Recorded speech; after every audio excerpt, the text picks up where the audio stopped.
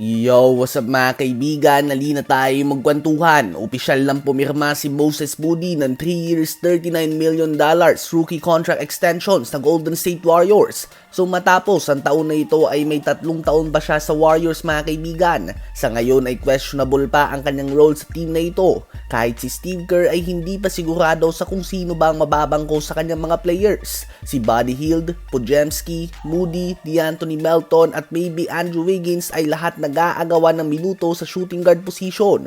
Hindi dahil pumirma na ng kontrata si Moody, ibig sabihin nito ay hindi na siya tradable. Pagkus mas naging tradable lang nga siya dahil masisigurado ngayon ng mga teams na hindi lang ito magiging renta. Bagkus mananatili ito sa kanilang team for the next 3 years kapag nakuha nila ito sa isang trade bago sumapit ang trade deadline. Sa ngayon, ang nilalakad naman ng Golden State Warriors ay ang kontrata ni Jonathan Kuminga. Expiring na din nga ito ngayong season at eligible na siya para sa rookie contract extension. Subalit ang hinihingi nga ni Kuminga ay 5 years, $224 million contract extension sa Warriors. At hindi nga handa ang Warriors na bigyan siya nito matapos na mag-average ng 16 points per game last season o 19 points per game after January.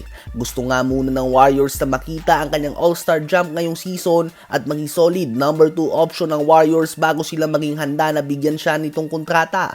Ganun pa man ang problema dito ay October 21 na nga sa Amerika at ito na ang deadline para sa rookie contract extension ng mga players na eligible dito.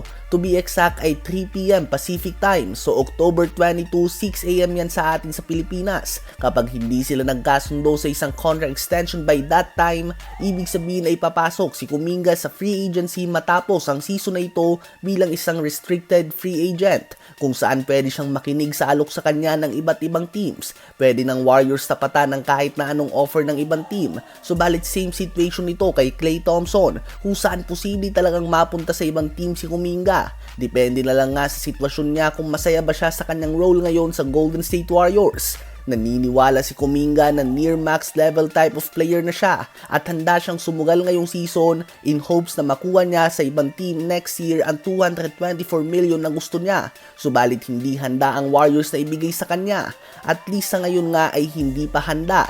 Meron pa nga ang Warriors at ang kampo ni Kuminga ilang oras para maayos ito at makahanap ng middle ground kung saan masaya ang both sides sa kontrata.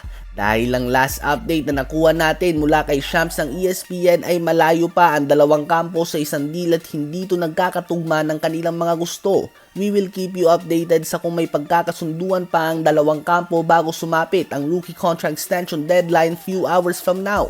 Sa palagay nyo ba ay deserving si Jonathan Kuminga nang hinihingi niya na 5 years $224 million sa contract? Ano ba ang masasabi nyo tungkol dito?